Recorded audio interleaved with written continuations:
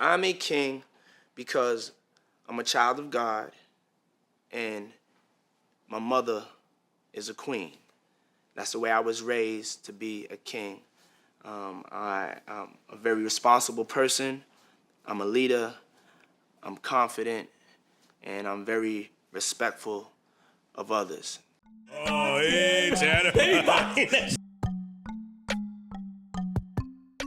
I was wondering if they were going to unpack this documentary that was executive produced by 50, Sean Combs' The Reckoning. They do get right to it. As a matter of fact, Joe says he was up at 5 a.m. Let's get right to it. I was up at 5 a.m. watching The Reckoning. Piece executive produced by 50 Cent. I don't even think that's fair because there's a lot more names involved in this piece. I've been trying to stay away from all things Puffy because after seeing that Cassie video, that was enough for me. And then hearing some of the court proceedings, it had my stomach in knots. But it seems like Puffy is already trying to get this taken down. His lawyer said, quote, stolen footage was never authorized for release. So either there's a rat or somebody's lying.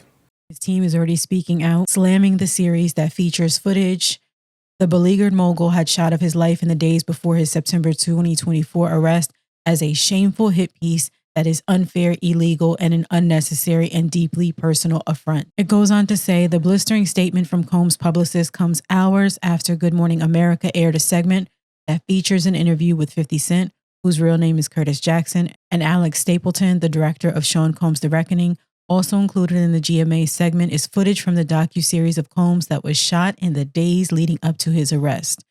Combs is currently serving a 50-month sentence. We're aware of that. It goes on to then say Netflix so-called documentary is a shameful hit piece. Today's GMA teaser confirms that Netflix relied on stolen footage that was never authorized for release.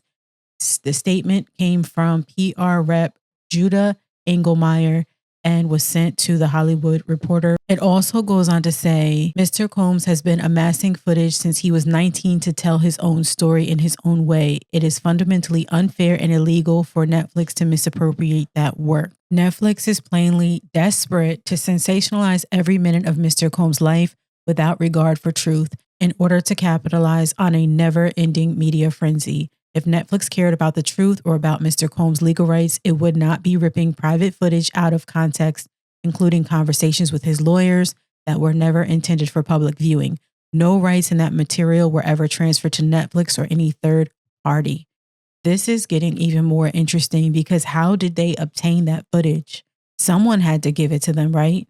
It goes on to say it is equally staggering that Netflix handed creative control to Curtis 50 Cent Jackson, a longtime adversary with a personal vendetta who has spent too much time slandering Mr. Combs. Beyond the legal issues, this is a personal breach of trust. Mr. Combs has long respected Ted Sarandos and admired the legacy of Sarandos' late father-in-law, Clarence Avant.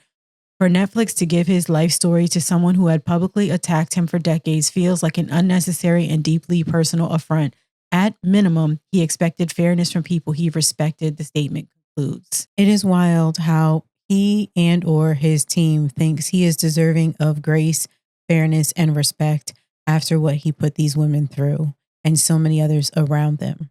Now, it does say the footage was obtained completely legally per Stapleton, which they told The Hollywood Reporter. It does say the footage includes private moments, pre-indictment material from an unfinished project, and conversations involving legal strategy. I'm curious to watch it, especially I mentioned to y'all I was on jury duty and going through the selection process. So I'm interested to hear from the jurors. They speak in the documentary, as well as he's on speakerphone with his attorney. If he has been filming since he was 19 to create his own documentary, I am interested to see how all this is going to play out and if this breaks attorney-client privilege, as well as if any of this will be used against him for another case.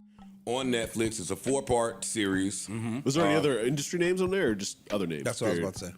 Directed by Alexandria Stapleton, and it includes interviews with Aubrey O'Day, who was a member of Danity Kane and Making the Band contestant, Kirk Burrows, co-founder of Bad Boy Entertainment, jurors from United States versus Combs, Joy Dickerson Neal, alleged victims and former acquaintance of Combs, D1, former member of Mansfield Crips, Eric Sermon, rapper and former member of EPMD, Roxanne Johnson, ex-wife of Bad Boy artist Craig Mack, Mark Curry, former Bad Boy artist and author of Dancing with the Devil, How Puff Burned the Bad Boys of Hip Hop, William Lassane, cousin of Tupac Shakur, Helena Harper, member of Diddy, Dirty Money, Brooklyn Babs, making the band contestant, member of the band, Clayton Howard, former Smex worker allegedly employed by Combs, Quanell Q. Mosley, making the band contestant, member of Day 26, Brian Andrews, Willie Taylor, and Robert Curry, making the band contestants and members of Day 26, Greg Kading, former LAPD detective,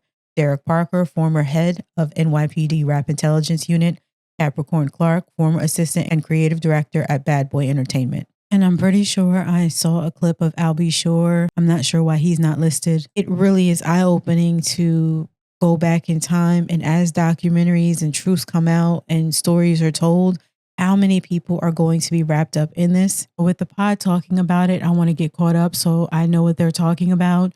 And I'm curious to see how all of their opinions play out. Remember before there was an episode of the JBP that they did not release talking about Puffy.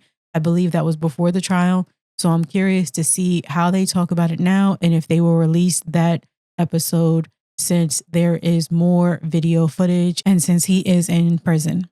Before I go dive into it, I did watch part of the pod, and here is what Joe had to say. Very well done. I watched when episode 1 was on. I said, okay, they're starting at his earlier years in the background. All right, y'all, let's get into this episode. Ooh, Aubrey O'Day is right on the cover, and you know that she has been wanting to speak out. Ironically enough, the first episode opens with a scene of him on an emergency call with his attorney, and across the street there are 3 police officers on top of a building, and in the room with him, I presume it is the filmographer. You can see his knees shaking. He's telling his attorney he's been a superb client. He's doing everything he's being asked. Now, why do I say ironically? Well, if you remember back to 2008, there was a documentary that was fashion focused that came out with Puff in it called If I Were King. And I remember watching that film so many times that I can replay it. There was a scene where it was kind of like a bluish hue scene, and he was sitting at a table alone eating like oatmeal or something for breakfast. And it was really early in the morning, like the sun hadn't come up yet. And he sat alone in that room acting just like he were king, the creative genius, the boss, the man at the top of the bad boy empire. And everything in that film framed him as unstoppable. He was possibly at the pinnacle of his career in that room, in the fashion industry, making moves that only some of us could dream of. In a matter of 17 years, he's gone from an imaginary coronation to now consequences. So now here he is, yet again, alone in a room, his fall from power documented by his very own hands. It goes on to Kalina speaking about his energy and being around him. It makes you want to go out and get it. If you recall the episodes of Making the Band where we saw him push them to their limit, this is how you hustle. This is how you go out and get it. This is, the work you got to put in. You got to do the walk to Junior's cheesecake. You got to make the sacrifices. You got to lose the sleep. You got to stay up all night. You have to practice, practice, practice. You have to do it until it is perfect. Even putting out messages like this. Several signs of fastness: short-term memory loss, excessive excuses, chronic blinking, scratching. Please use precaution before coming into contact with anyone, for they may be a carrier of the disease. Aubrey speaks to being a leader until it gets to wanting to control everyone around you. Roger Bond speaks on the more money he got, the more power he got, and the more power he got, the more money he got, creating a whole full circle. Then you see him riding a bike through the city, and they overlay Slick Rick's children's story. The irony of those lyrics were not lost. They take it all the way back to when Puffy with the Gumby was dancing in Stacey Ladisaw's video, and even further to his childhood with his friend Kirk Burroughs and co-founder of Bad Boy Entertainment. And some of this we saw in more depth in the Fall of Diddy documentary, but they do add more context with his mom, Janice Combs, and Puff's first point of reference. During an interview, she's sitting in the audience. She goes on to say she was a bus driver and she did some nightlife work. They talk about his upbringing with his mom and him being dressed in chinchillas, Black exploitation films being played at home. There were packed parties. There was even a stage in their living room. And even the beatings that his friend mentioned were on another level. This is what he saw around him and how he was dressed, what was glamorized, and how he had to learn not to lose. It takes you back to Puffy as an intern with Andre Harrell at Uptown Records, with Albie Shore and Heavy D. Albie Shore is in this as well. Most of the story building you may have seen before, like I said, but it's told with a new purpose, new photos, new videos, and his film footage.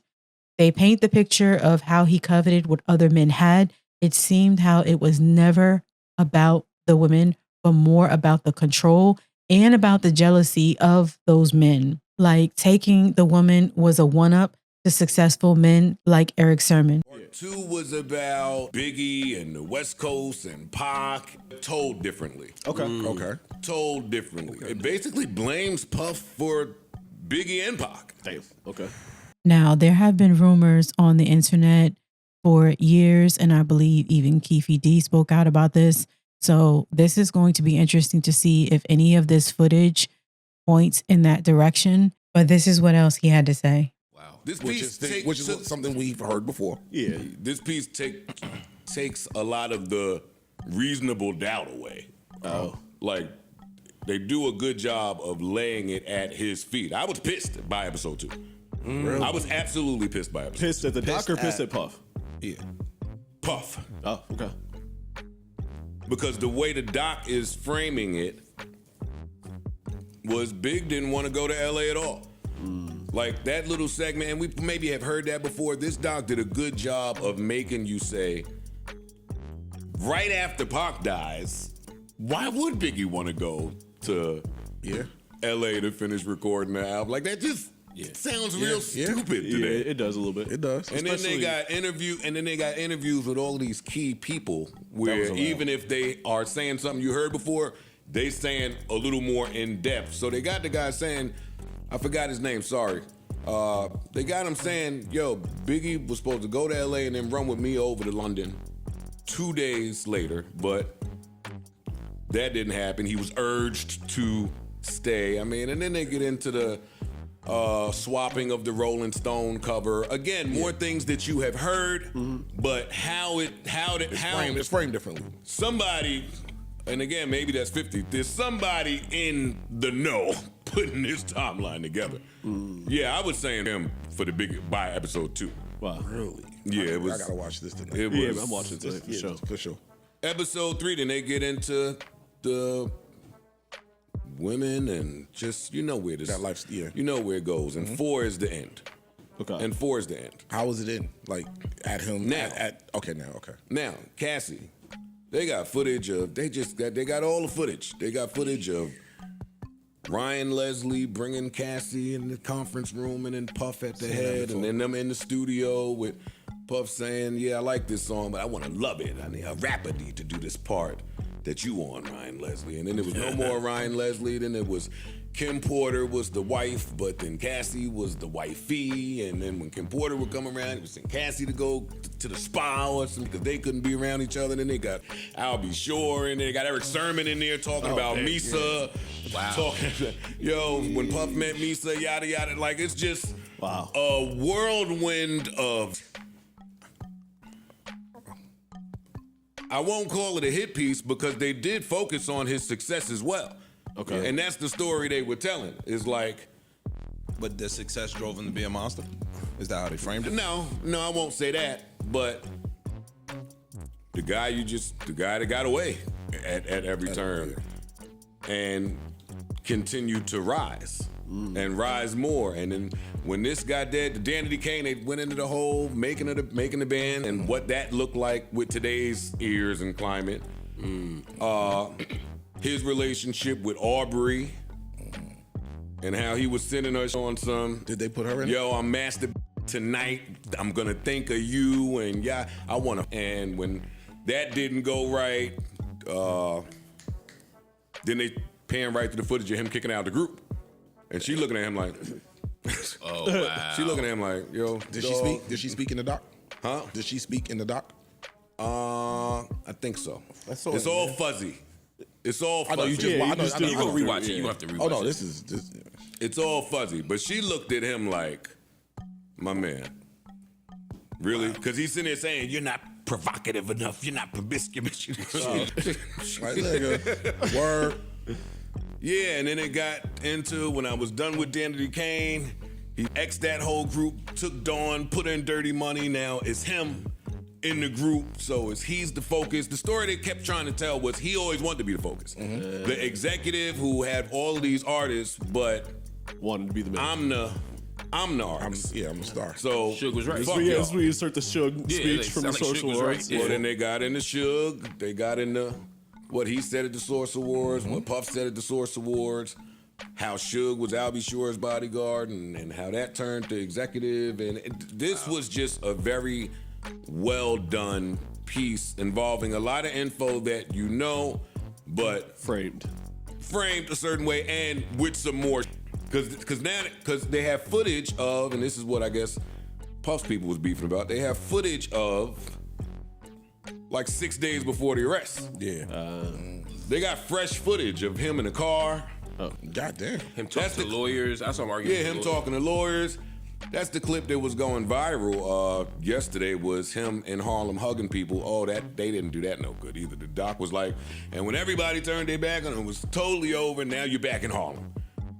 Now you're walking around. You're a man of the people, and all of these. Like, they was making it seem.